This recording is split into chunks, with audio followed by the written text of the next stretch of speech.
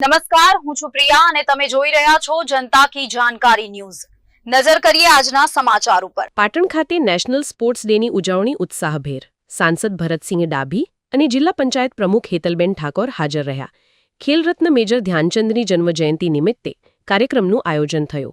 ખેલ મહાકુંભ 2025 અને સાંસદ ખેલ મહોત્સવનો પ્રારંભ થયો।